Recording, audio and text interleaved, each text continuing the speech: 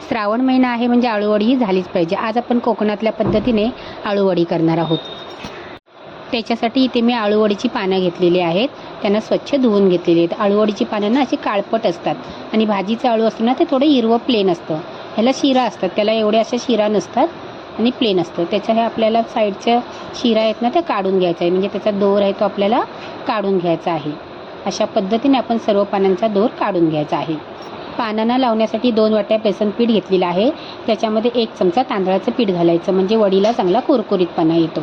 Mix करून घ्यायचं आहे आणि त्याच्यामध्ये आपल्याला 1.5 चमचा धना पावडर घालायची आहे, 1 चमचा गरम मसाला, पाव चमचा जिरेपूड, थोडंसं हिंग, पाव चमचा हळद आणि 1.5 चमचा घरचा मसाला आणि 1 चमचा सफेदवाळे तीळ आणि चवीप्रमाणे मीठ।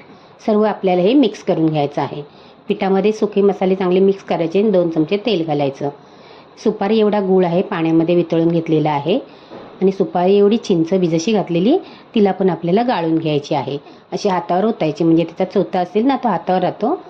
आणि खूप सारी कोथिंबीर घालायची आणि थोडं थोडं पाणी घालून याला सरसरीत असं आपल्याला भिजवून घ्यायचं आहे। श्रावण महिन्यात जर तुम्ही लसूण खात असाल ना तर आलं लसूणची 1 चमचा पेस्ट घालायची, चव चांगली येते। चिंच गुळ नक्की घाला, चिंच गुळाने वडीला खूप चव चांगली येते। आणि असं सरसरीत असं भिजवून घ्यायचं आणि चांगलं मिक्स करायचं। पीठ हलकं हलकं करायचं मिक्स करून। आणि पानं ही स्वच्छ धुवून घेतलेली आहेत ना, त्या पानांना आपल्याला पीठ चमच्याने किंवा तुम्ही हाताने लावलेत ना तरी पण चालेल। सगळ्यात मोठं पान खाली ठेवायचं। माझी ही गावावरून आलेली पानं आहेत म्हणून ती कोरमळल्यासारखी झालेली आहेत। आणि चांगलं पातळ लावायचं, घट्ट लावायचं नाही। घट्ट लावलं ना तर वडी गजगजीत लागते। आणि दुसरं पान आहे ना ते छोटं ठेवायचं। असं हाताने पण लावू शकता तुम्ही, एकसारखी पण पानं ठेवू शकता किंवा तुम्ही उलट सुलट पण अशी पानं ठेवू शकता।